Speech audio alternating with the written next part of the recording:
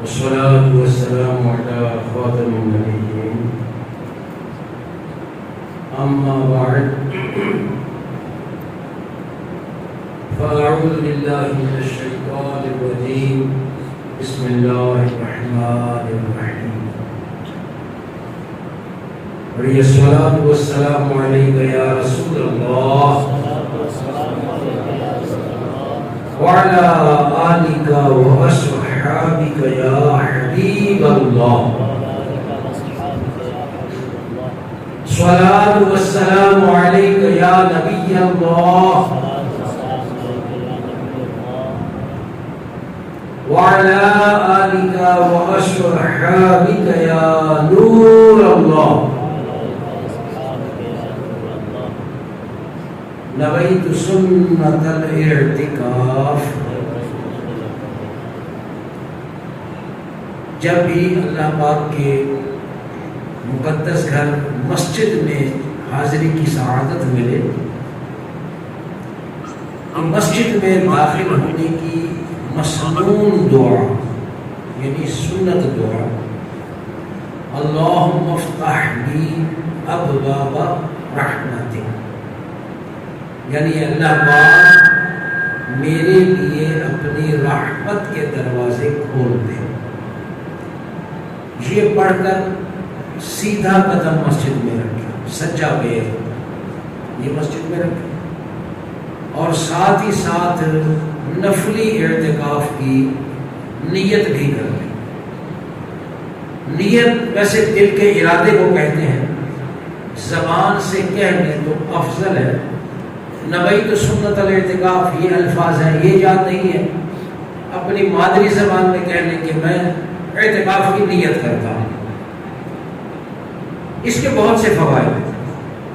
سب سے بڑا فائدہ یہ ہے کہ یہ میرے اور آپ کے لجپال آقا صلی اللہ علیہ وسلم کی پیاری پیاری سنت مبارکہ.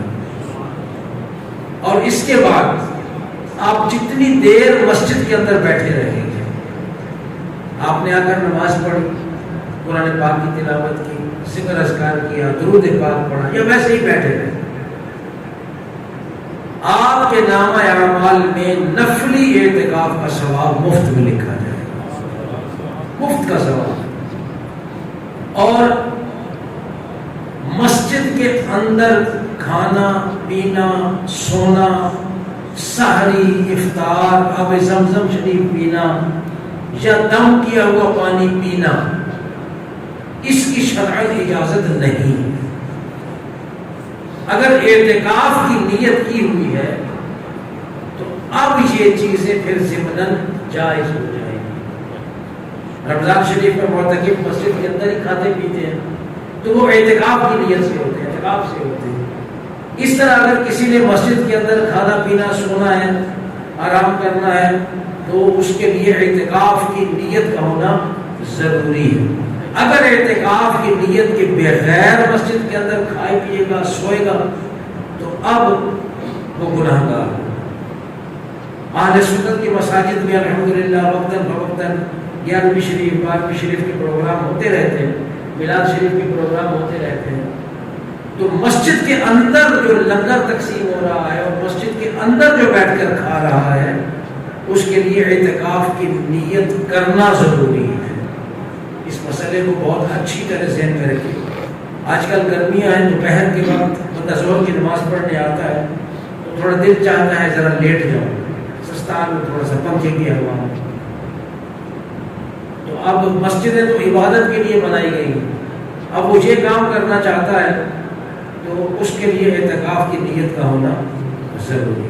اللہ پاک مجھے اور آپ کو اس مسئلے کو اچھی طرح سمجھنے، اس پر خود بھی عمل کرنے اور دوسروں تک بھی پہنچانے کی توفیق عطا فرمائے. سرکار دو عالم نور مجسم شاہ بنی آدم صلی اللہ علیہ وسلم کے ارشاد پاک کا مفہوم ہے،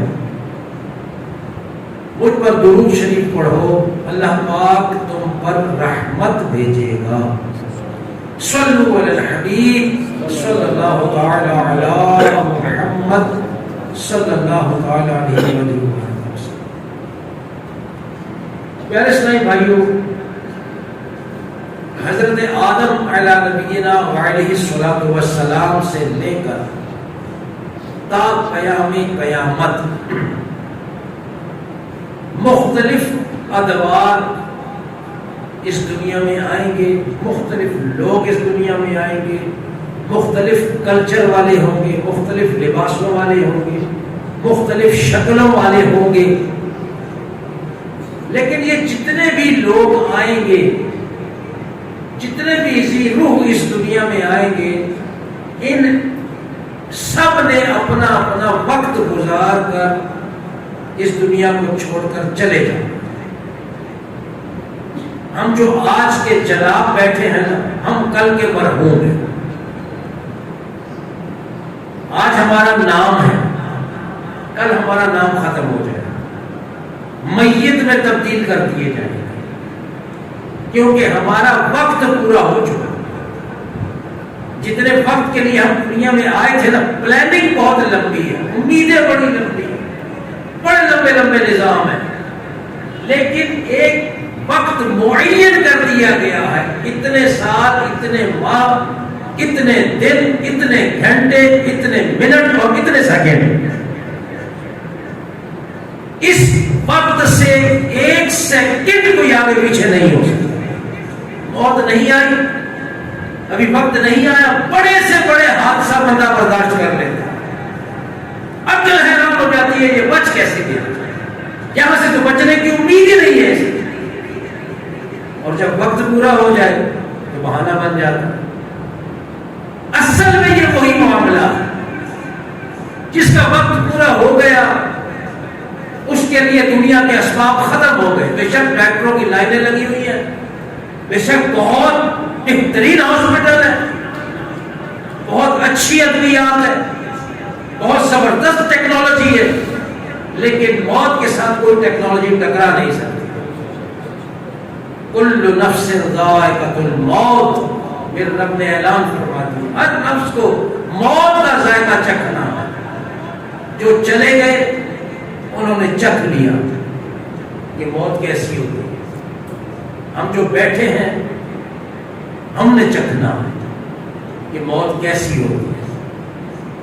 یاد رکھیے، دنیا سے ایک وہ بندہ جو ایمان کی حالت میں رخصت ہو گیا، دنیا سے وہ بندہ جو مسلمان رخصت ہو گیا، دنیا سے وہ بندہ جو اپنی زندگی بہترین گزار کر رخصت ہو گیا، دنیا سے وہ بندہ جس نے مسجدوں سے بھرنا تھا، فرمایا یہ جنتی ہے،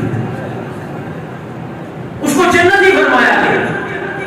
اس کے بارے میں لوگوں نے یہ گواہی دے دی، بڑا اچھا وقت گزار کے گیا، 5 وقت کا نمازی تھا، بلکہ مسجد کا اگر وہ نمازی تھا، اس کا مسجد میں آنا جانا لگا رہتا تھا، مسجد کے ساتھ محبت رکھتا تھا۔ اب جب وہ دنیا سے رخصت ہوا، اپنے تو روتے ہیں، اللہ کا گھر بھی اس کے لیے روتا ہے کہ وہ کہاں گیا نمازی جو کبھی یہاں سجدے کیا کرتا تھا، کبھی یہاں قیام کیا کرتا تھا، کبھی یہاں رکوع کیا کرتا تھا، اور پھر اللہ کا گھر اس دنیا سے چلے جانے والے کے لیے دعا کرتا، یا اللہ اس کی بخشش کر، یا اللہ اس کو بخش۔ اب اس کے مقابلے میں ایک وہ بندہ جس نے زندگی اس انداز میں گزاری، ہر کام میں، ہر لمحے، ہر پل میں، ہر معاملے میں، ہر سلسلے میں اس نے رب کی نافرمانی کو آگے رکھا، اپنی منمانی کرتا رہا، اپنے نظام میں چلتا رہا، اپنے آپ کو آگے رکھتا تھا، دین کو پیچھے رکھتا تھا، قرآن کو پیچھے رکھتا تھا، اپنے آپ کو آگے رکھتا تھا۔ ایسا بندہ نہ یہ حقوق اللہ کا خیال کرتا تھا، نہ یہ حقوق العباد کا خیال کرتا تھا۔ اب جب یہ دنیا سے رخصت ہوا تو لوگوں کی گواہی یہ آئی کہ بہت برا بندہ تھا، اچھا ہے جان چھوٹ گئی سے، فرمایا کہ یہ جہنمی ہے۔ ایمان پر رخصت ہی نہیں، زندگی اس انداز میں گزاری کہ لوگ مطمئن نہیں تھے، لوگوں کا انداز، لوگوں کے ساتھ اس کا انداز درست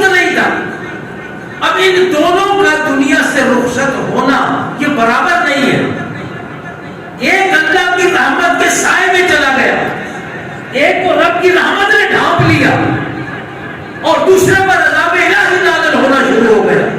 ایک ہی دیوار ہے نا, ایک ہی آڑ ہے نا, اس طرف زندگی ہے, اس طرف موت ہے, درمیان میں ایک ہی آڑ ہے. آج ہم صرف موت کا تذکرہ سن سکتے ہیں, موت کے بارے میں کتابیں پڑھ سکتے ہیں, موت کس طرح آنی ہے, کیا ہونا ہے, کس طرح روح نکلنی ہے, یہ سب چیزیں ہم صرف پڑھ سکتے ہیں, لیکن ہم اس کو محسوس نہیں کر سکتے. محسوس کب ہوگی؟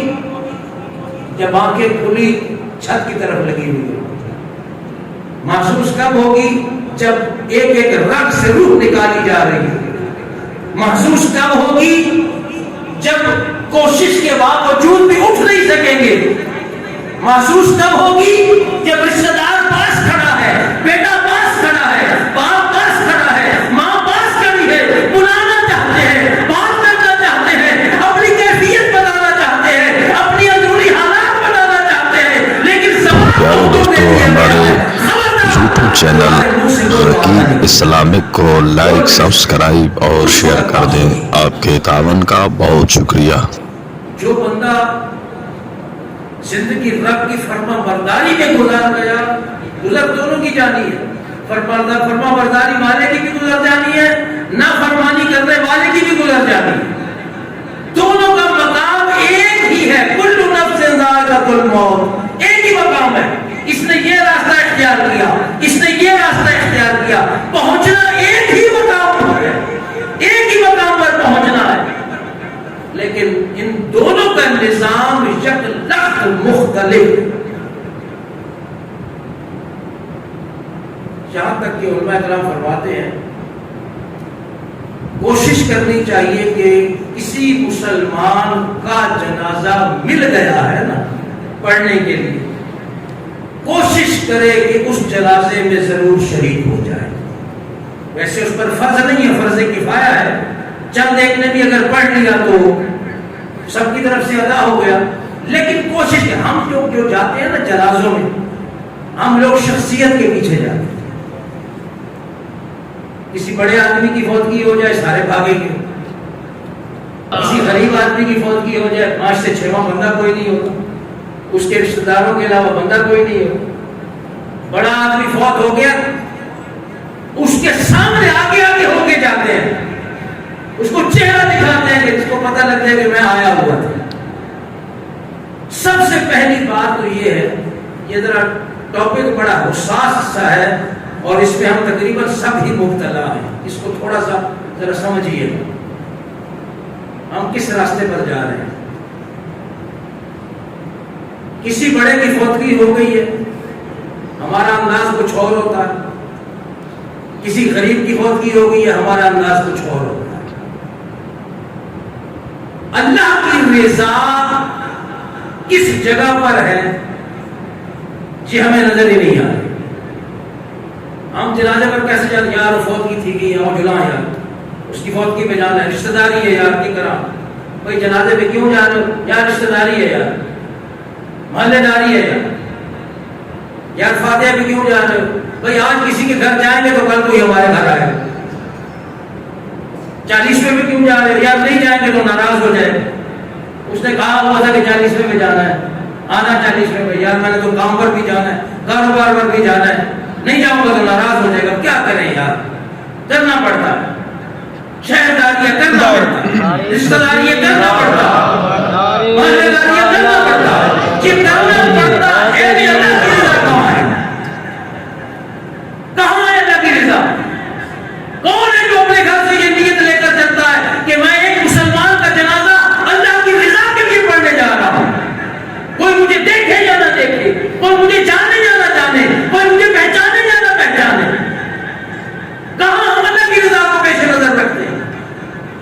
اور کمال مرتبہ رب عطا فرماتا ہے جو اللہ کی رضا کے لیے کسی مسلمان کا جنازہ پڑھتا ہے. کمال مرتبہ. ہم دنیا داری کو دیکھتے ہیں, صرف ہم عزیز داری کو دیکھتے ہیں, رشتہ داری کو دیکھتے ہیں. حضرت سیدنا داؤد علیہ نبینا علیہ السلام نے رب کی بارگاہ میں عرض کی, یا اللہ پاک جو محض تیری رضا کے لیے جنازے کا ساتھ دے تو اسے کیا دے گا.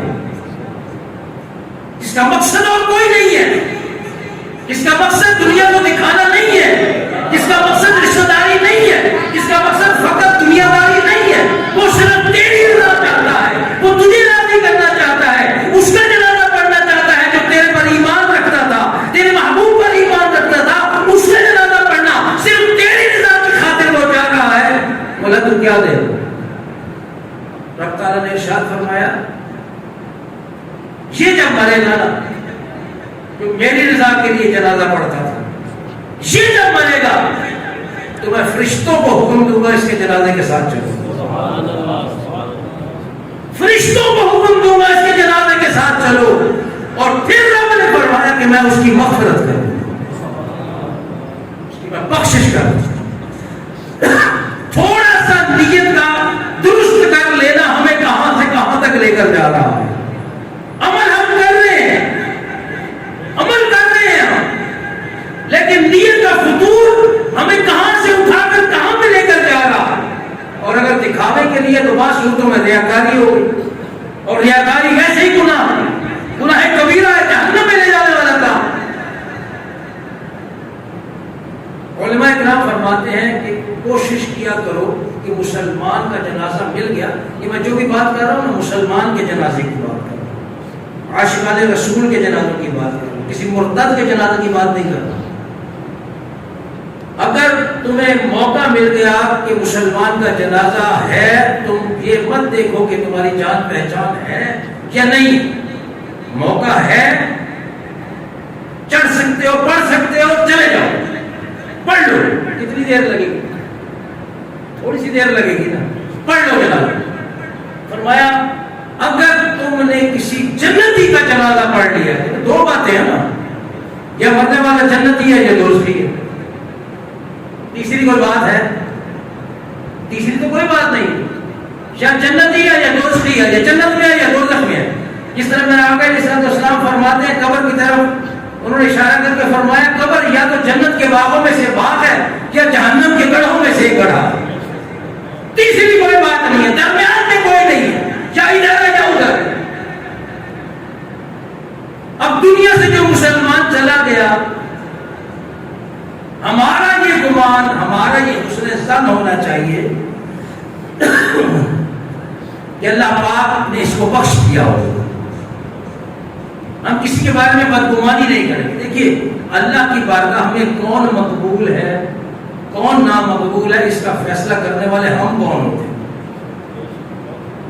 کون ہوتے ہیں؟ میں آپ کے سامنے مذہبی حلیے میں بیٹھا ہوں، آپ کی نظر میں معزز بھی ہوں گا، آپ کی نظر میں نیک بھی ہوں گا، آپ کی نظر میں نمازی بھی ہوں گا، لیکن میرا رب مجھے جانتا ہے کہ میں کیا ہوں، اور میرے ظاہر کو دیکھ رہے ہیں، میرا رب میرے اندر دیکھتا ہے، علیم بذات الصدور ہے، وہ دلوں میں اٹھنے والے خیالات سے بھی واقف ہے۔ فرشتے نیک اعمال لے کر جائیں گے، رب تعالیٰ فرمائے گا رد ہے، یا نہ اس نے یہ نیک اعمال کی ہے، رب فرمائے گا جو میں جانتا ہوں تم نہیں جانتے ہو، اس نے میری رضا کی خاطر نہیں کی ہے۔ یہ مسجد میں بظاہر، حالانکہ مسجد میں آنا اس کے لیے واجب ہے، ضروری ہے، یہ نہیں ہے کہ اس کو معاف ہے، لیکن کوئی ایسا عمل کر جاتا ہے اللہ کی بارگاہ میں اتنا مقبول ہو جاتا ہے کہ اللہ اس کو بخش دیتا ہے۔ کون ہے پوچھنے والا؟ وہ تو بے نیاز ہے، اسے کسی کے سجدوں کی کیا ضرورت ہے؟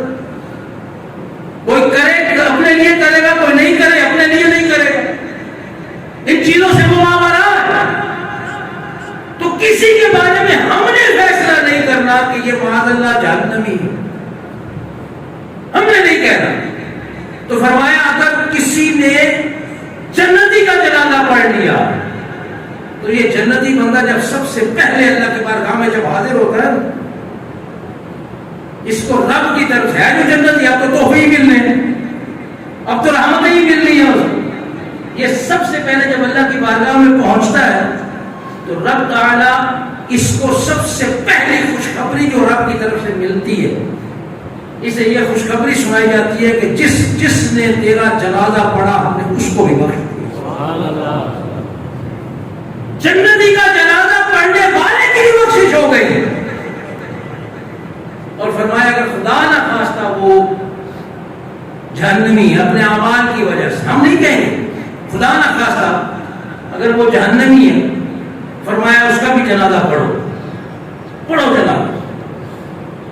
کہ جنازہ پڑھنے والوں میں کوئی ایسا اللہ کا نیک بندہ ہوگا جو اس کے لیے ہاتھ اٹھائے گا، اس کے لیے دعا کرے گا، اللہ ان اٹھے ہوئے ہاتھوں کی لاج رکھے گا، اس کی مغفرت فرما دے گا. میرے آقا علیہ السلام ارشاد فرماتے ہیں کہ میری امت گناہوں سمیت قبر میں اترے گی، گناہوں کے ساتھ قبر میں اترے گی، لیکن جب قبروں سے نکلے گی تو بے گناہ ہوگی، کیونکہ وہ مومنین کی دعاؤں سے بخشی جائے گی. تو پیچھے والے دعائیں کریں گے ان کے لیے بخشی جائے گی. اب پیچھے والے دعائیں کب کریں گے؟ جب بندہ اپنی زندگی میں کوئی نیک کام کرے، اپنی اولاد کو ایسے راستے پر لگا جائے گا کہ انہیں سمجھ ہو اس چیز کی کہ اب میرے ماں باپ کو میری پہلے سے زیادہ ضرورت ہے، انہیں زیادہ سے زیادہ اظہار ثواب کی ضرورت ہے. جو انداز زندگی بندہ گزارتا ہے، آخری وقت میں مرنے کے بعد اس کا وہی انداز زندگی اس کے سامنے آ جاتا ہے. میں آپ کو موٹی سی مثال دوں. خدا نہ خواستہ کوئی فلم ایکٹریس مر گیا، جب دنیا سے چلا گیا، تو اب کیا ہوتا ہے؟ اس کے لیے قرآن خوانی کی جاتی، اس کے لیے کوئی محفل سجائی جاتی؟ نہیں. اس کی گیدرنگ یہ نہیں تھی، اس کا حلقہ احباب بھی یہ نہیں تھا، اس کے یار دوست بھی یہ نہیں تھے، ذہن والے ہی نہیں تھے. پھر کیا کرتے ہیں؟ اس کے نام کی جو اس نے فلموں میں کام کیا تھا وہ چلانا شروع کر دیتے کہ جناب یہ ایکٹر تھا جی، یہ یہاں پر یہ کام کر. اب جو گناہ وہ دنیا میں کرتا رہا، مرنے کے بعد وہ گناہ اس کا سامنے آ گیا. اسی طرح کوئی کھلاڑی ہے بڑا مشہور ہے، دنیا سے چلا گیا، اب اس کے ٹورنامنٹ، نام کے ٹورنامنٹ کروائے جاتے ہیں، فلانا میموریل ٹورنامنٹ، فلانا موبیلیل ٹورنامنٹ. یہ صحبتوں کا اثر ہے. جس بندے نے اپنی زندگی اللہ رسول کی اطاعت کے مطابق گزاری وہ کامیاب ہو گیا. اور ضرورت کتنی ہوتی ہے جو دنیا سے چلا جاتا ہے. یقین جانیے ہماری زبان پر یہ الفاظ بہت آسان ہے. کسی کو احسان ثواب کرنا، کسی بھی چیز کا احسان ثواب ہو سکتا ہے، کسی بھی نیکی کا احسان ثواب ہو سکتا ہے. ایک دفعہ سبحان اللہ پڑھ کر یہ بھی نیت کرنے کے احسان ثواب کیا میں نے، یہ بھی احسان ثواب ہو گیا. ضرورت کتنی ہے آگے. علماء کرام فرماتے ہیں، کتابوں میں لکھا ہے کہ مردے کی حالت جو قبر کے اندر ہوتی ہے نا، وہ ڈوبتے ہوئے انسان کی مانند ہوتی ہے. اس طرح کوئی انسان پانی میں ڈوب رہا ہو، نہر میں ڈوب رہا ہو، دریا میں ڈوب رہا ہو، تو اس کی کیا کیفیت ہوگی ہم سمجھ سکتے ہیں کہ یار وہ کس طرح ہاتھ منہ مارتا ہوگا، کیا انداز ہوتا ہوگا اس کا. فرمایا ڈوبتے ہوئے انسان کی مانند ہوتی ہے. وہ بڑی شدت سے منتظر ہوتا ہے کہ کسی میرے پیارے کی طرف سے، کسی بھائی کی طرف سے، اپنی اولاد کی طرف سے کوئی تحفہ مجھے پہنچ جائے. اور جب وہ تحفہ پہنچتا ہے، یعنی سال ثواب اسے پہنچتا ہے، تو وہ دنیا اور اس دنیا میں جو کچھ ہوتا ہے ان سب سے بہتر ہوتا ہے. اور رب عطا کتنا کرتا ہے. ہم سمجھتے ہیں نا بڑا آسان، یہ تھوڑی دیر کے لیے بیٹھے ہیں نا، قرآن پاک پڑھا گیا، ذکر اذکار کیا گیا، اللہ نے قبول کر لیا. یقین جانیے یہ اتنا بڑا ہو کر سارے ثواب ملے گا کہ ہماری عقلیں حیران ہو جائیں. حضرت حماد مکی رحمۃ اللہ تعالیٰ ایک مرتبہ مکہ کے قبرستان میں چلے گئے. وہاں جا کر آپ ذکر و درود میں مشغول ہو گئے. یہ پرانے بزرگان دین جب تھوڑی سی بھی سختی دل میں محسوس کرتے ہیں، ہمارے جیسی سختی نہیں، ہمارے تو پتھر ہو گئے نا، ہماری جیسی سختی نہیں، جب تھوڑی سی دنیا کی طرف میلان دیکھا کرتے نا دل کا، کہ تھوڑا سا دنیا کی طرف جانے لگا ہے، تو پھر قبرستان کا رخ کرتے تھے کہ قبروں کو دیکھیں تاکہ ہمیں اپنی آخرت کی یاد آ جائے، ہمیں اپنی موت یاد آ جائے، ہم اصل راستے سے نہ ہٹ جائیں. ہم تو قبرستان میں جا کر بھی دنیا کو نہیں چھوڑتے. فرماتے میں گیا، میں وہاں جا کر بیٹھ گیا، ذکر و درود کر رہا تھا، مجھے اونگ آ گئی.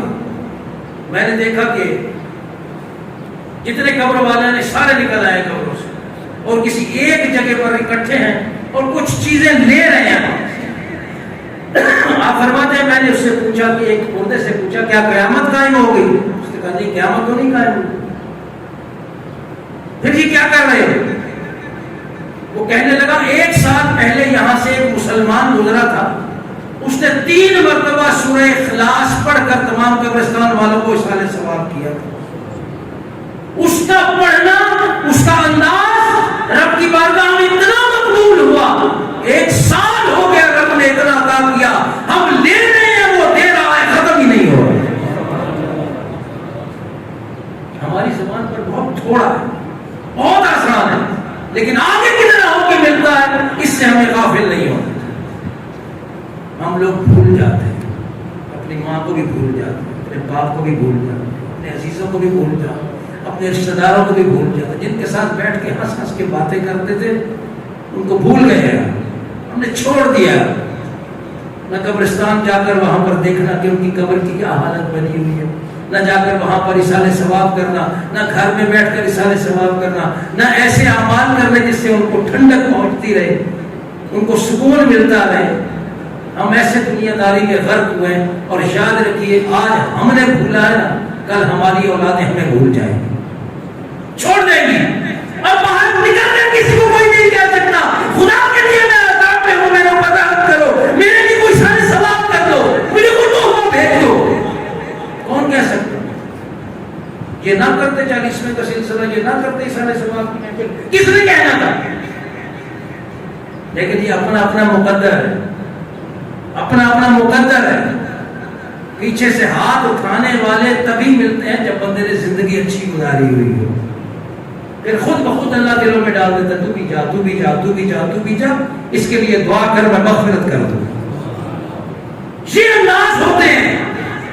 یہ سارے ثواب، یہ 40واں، یہ تیجا، یہ سارے جو معاملات ہیں اسی سلسلے کی کڑی ہے۔ سب مل کر دعا کے لیے جاتے ہیں، یا اللہ یہ کل تک ہمارے ساتھ تھا، ہمارے پاس بیٹھا ہوا تھا، آج منو مٹی تلے چلا گیا ہے، مولا پتہ نہیں اس کے ساتھ کیا ہو رہا ہے، یا اللہ اس پر رحم کر۔ دعا مانگنے کو تو رب نے خود حکم دیا، خود حکم فرمایا کہ مجھ سے مانگو میں دعا قبول کروں گا، تو ہم دعا کر رہے ہیں اس کی بارگاہ میں، اور ہمارا یہ یقین ہے، رب جو فرماتا ہے قرآن میں میں قبول کروں گا، ہمارا یقین ہے کہ اللہ قبول فرمائے گا۔ تو ہمیں جانے والوں کو بھولنا نہیں ہے، روزانہ کی بنیاد پر ان کا حصہ کرنا، اور جن کے ماں باپ چلے گئے نا دنیا سے، بالخصوص ویسے تو 5 وقت کی جماعت کے ساتھ نماز پڑھنا ہر مسلمان پر واجب، یہ جو یہاں پر آ کر بیٹھے ہیں نا، ہم ایک مستحب کام کرنے کے لیے آئے۔ مستحب وہ ہوتا ہے جس کے کرنے کا ثواب ہے، نہ کرنے پر پکڑ نہیں ہے۔ ہم سے قیامت کے دن یہ نہیں پوچھا جائے گا تو اس کے جنازے میں کیوں نہیں گیا تھا، تو اس کی 40ویں میں کیوں نہیں گیا تھا، یہ نہیں پوچھا جائے گا۔ کیا پوچھا جائے گا؟ نمازیں پڑھی تھی، مسجد میں گئے تھے، یہ پوچھا جائے۔ اب ہو سکتا ہے ایسے کئی ہوں جنہوں نے فجر کی نماز ہی نہ پڑھی، 40ویں میں حاضر ہو گئے، حالانکہ فجر تو مطلب ہے نماز تو فرض ہے، اور جماعت کے ساتھ پڑھنا یہ واجب ہے، اس کے لیے ضروری ہے تو جماعت کے ساتھ پڑھنا۔ نیند بڑی پیاری ہے، پیسہ بڑا پیارا ہے، دنیا داری بڑی پیاری ہے، لیکن موت آنی ہے، نہیں چھوڑنا موت۔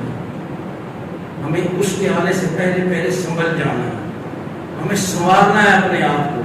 ہر ایک کو اپنے گھر کی فکر ہے، میرا گھر یہ ہو گیا، میرا گھر یہ ہو گیا، اس کو کیسے بنانا ہے، اس کو کیسے کرنا ہے، اولاد کو کیسے کیا تعلیم دینی ہے، اولاد کا کیا فیوچر بنانا ہے، کیا مستقبل بنانا ہے۔ اپنے گھر کی سب کو فکر ہے، کوئی ایسا نہیں جو اپنے گھر کی فکر سے فارغ ہوا ہو، لیکن خدا کے بندو اپنے گھر کی فکر میں تو اس گھر کو کس نے آباد کرنا ہے، یہ گھر کون آباد کرے گا؟ علماء فرماتے ہیں جس نے اللہ کے گھر کو آباد کیا وہ اپنے گھر سے بے فکر ہو جائے، فکر نہ کرے اپنے گھر کی، اللہ اس کے گھر کو خود بخود آباد کر دے گا۔ اور اگر اس گھر کو چھوڑ دیا، اب زور لگا لے نا، زور کچھ بنے، کچھ بھی نہیں بنا، نا بیماری ہے نکلتی نہیں ہے، تنگستی ہے جاتی نہیں ہے، برکت ہے ختم ہو گئی ہے، لڑائی جھگڑے ہر گھر میں ہے، فتنہ فساد ہر گھر میں ہے،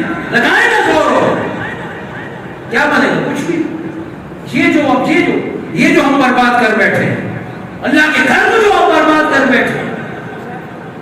یہ مسجد کی رونق یہ نہیں ہے، صرف یہ نہیں ہے، بنانا چاہیے خوبصورت خوبصورت گھر بنانا چاہیے اللہ کا، لیکن یہ رونق نہیں ہے مسجد کی. مسجد کی رونق آپ لوگ ہیں. مسجد کی رونق نماز ہی ہے. مسجدوں کو خوش کریں، اللہ کو خوش کریں، انشاءاللہ دنیا بھی سنور جائے گی، آخرت بھی سنور جائے گی. الحمدللہ آج کا یہ جو پرفتن دور میں تبلیغ قرآن و سنت کی عالمگیر غیر سیاسی تعلیم دعوت اسلامی ایک کھلی کتاب کی طرح آپ کے سامنے ہے. اللہ کی رحمت سے دعوت اسلامی اس وقت دنیا کے 200 سے زائد ممالک میں دین مدین کی خدمت کر رہی ہے، سنتوں کی خدمت کر رہی ہے الحمدللہ اللہ کی رحمت سے. اور رب تعالیٰ کا بہت بڑا احسان ہے، اس ماحول سے وابستہ ہو کر لاکھوں لاکھ لوگوں کی زندگیوں میں انقلاب آ گئے. ماں باپ کی نافرمانی پر عروج کرنے والے ماں باپ کے ہاتھ پاؤں چومنے والے بن گئے. بے نمازی آ کر نماز پہلی صف میں پڑھنے والے اور دوسروں کو نماز کے لیے بلانے والے بن گئے. قرآن سے دور، قرآن کے قریب آ گئے، قرآن کو سینے کے ساتھ لگانے والے بن گئے. ہر وقت یورپ کی باتیں کرنے والے اب مدینہ مدینہ کرتے نہیں تھکتے. اسی ماحول نے ادنام کو اعلیٰ کر دیا. دیکھو اجالا ہی اجالا کر دیا. آپ بھی اس مدنی ماحول کے ساتھ ہر دم وابستہ رہیے. ہر جمعرات کو الحمدللہ دعوت اسلامی کا اجتماع پاک فیضان مدینہ میں وہاں پر ہوتا ہے. عبید نور ہاسپٹل کے سامنے فیضان مدینہ کی الحمدللہ بہت بڑی بلڈنگ ہے. مغرب کی نماز کے بعد شروع ہو جاتا ہے. اس اجتماع پاک میں شرکت کی ضرور سعادت حاصل کیا کریں. یہ آپ میرے سامنے یہاں پر کچھ رسائل رکھیں گے، چھوٹے چھوٹے کتابچے. یہ ان کتابچوں میں اللہ کی رحمت سے دین کا علم قید کیا گیا ہے مختلف موضوعات پر. یہ ہمارے ان بھائی کی طرف سے اپنے والد صاحب کے بالخصوص ایصال ثواب کے لیے، ایک تو لنگر ہوتا ہے کھانے والا وہ تو کرتے ہی ہیں، لیکن اصل یہ ہے وہ بھی کرنا ہے. اور یہ جو سی چیز ہے نا کہ ایک ایک تحفہ رسالے کا، ایک ایک تحفہ ایک کو دے دیں، وہ پڑھے گا. اگر کسی جگہ پر کوئی غلط ہوگا، غلطی کر رہا ہوگا، پڑھ کر اس غلطی کو درست کر لے گا. اب اس کے لیے یہ ثواب جاریہ بن گیا، ثواب جاریہ بن گیا. یہ تو کھا کر کام چلے گئے تو ختم ہو گیا نا، یہ ثواب جاریہ کا کام ہے. تو جب بھی آپ کے گھر میں کوئی محفل ہو کسی بھی قسم کی، آپ مکتبۃ المدینہ سے رابطہ کریں، وہاں سے رابطہ کر کے اسی طرح چھوٹے چھوٹے رسائل 15-20 روپے کا 30 روپے کا ایک رسالہ ملتا، وہ رسالہ لیں اپنے ماں باپ کے ایصال ثواب کے لیے، اپنے عزیزوں کے ایصال ثواب کے لیے. اس کو تقسیم کریں، فی سبیل اللہ تقسیم کریں. ایک ایک کو دیں. یہ لے کے جائے گا، کوئی دکان پہ رکھ دے گا، دکان پہ آ کر کوئی نہ کوئی وہاں سے اٹھا کر پڑھنے لگ جائے گا، کوئی اپنے گھر میں لے کر جائے گا، وہاں پر بہنیں بیٹیاں پڑھ لیں گی، اس کو پڑھیں گی تو انشاءاللہ الکریم اللہ کی رحمت سے اگر رب کی بارگاہ میں سجدے سے دور ہیں، یہ پڑھ کر انشاءاللہ اللہ کی رحمت سے سجدہ کرنے والے بن جائیں، قرآن کی تعلیم دینے والے اور لینے والے بن جائیں. یہ بھی انشاءاللہ الکریم آپ کے لیے تحائف ہیں اور تقسیم کیے جائیں گے بعد میں. اللہ پاک مجھے اور آپ کو عمل کی توفیق عطا فرمائے اور مسجد کو آباد و شاد رکھے. مسجد کو دیکھ کر ماشاءاللہ دل خوش ہوا. اللہ پاک اس مسجد کے امام صاحب کی عمر علم عمل میں برکت اور وسعت عطا فرمائے. اور جو اہل محلہ ہیں اللہ پاک اس گھر کو ہمیں آباد کرنے کی توفیق عطا فرمائے. آمین بجاہ خاتم النبیین صلی اللہ علیہ وسلم.